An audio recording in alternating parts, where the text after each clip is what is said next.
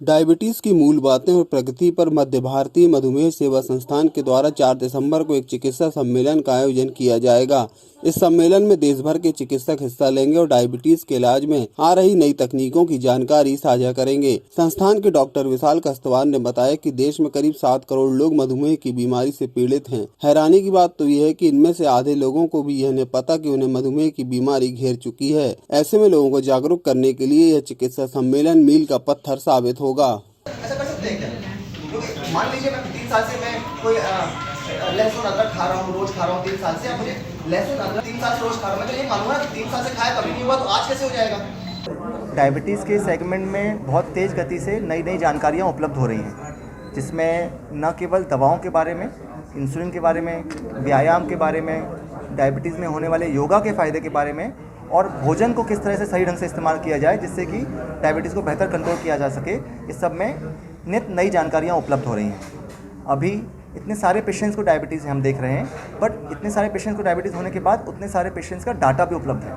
ये सारा data super computers के माध्यम से प्रोसेस होके बहुत तेज़ गति से नया नया इन्फॉर्मेशन भी जनरेट कर रहा है, जिससे डायबिटीज़ का बेहतर इलाज उपलब्ध कराया जा सके। डायबिटीज़ के सेगमेंट में पिछले 2-3 सालों में बहुत सारी ऐसी दवाइयाँ उपलब्ध हुई हैं जो पहले या तो बहुत महंगी थी या उपलब्ध ही नहीं थी, जो अब सस्ती होके आ गई हैं और जिनसे डायबिटीज़ का बहुत बेहतर इलाज पॉसिबल है। न केवल दवाएं, ग्लूकोज की मॉनिटरिंग के संदर्भ में भी बहुत सारी जानकारी उपलब्ध हुई है और आर्टिफिशियल पैनक्रियाज, इसके संदर्भ में भी बहुत सारी नई जानकारियाँ उपलब्ध हो रही हैं। तो ये सारी जानकारियाँ जैसे से उपलब्ध हो रही हैं, तो ये आम जनता तक कैसे पहुँचेंगी? ये आम जनता तक पहुँचाने के लिए डॉक्टर्स के माध्यम से ही पहुँच सकती हैं, बट सभी डॉक्टर्स के लिए सारी जानकारियाँ बीच बीच में अलग अलग जगह जाके इकट्ठी करना संभव नहीं है।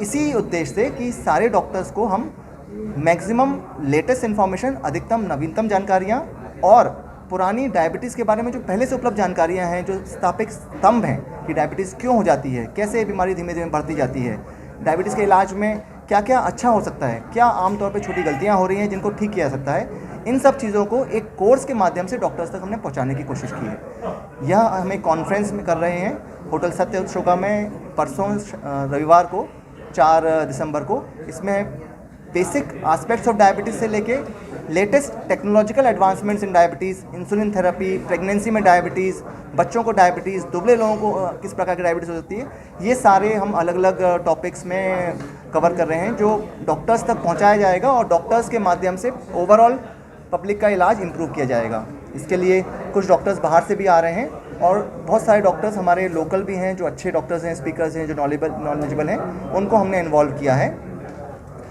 हमारी एक सोसाइटी है मध्य भारतीय मधुमेह सेवा संस्था, उस सोसाइटी के तत्वाधान में ये कॉन्फ्रेंस ऑर्गेनाइज़ कर रही है।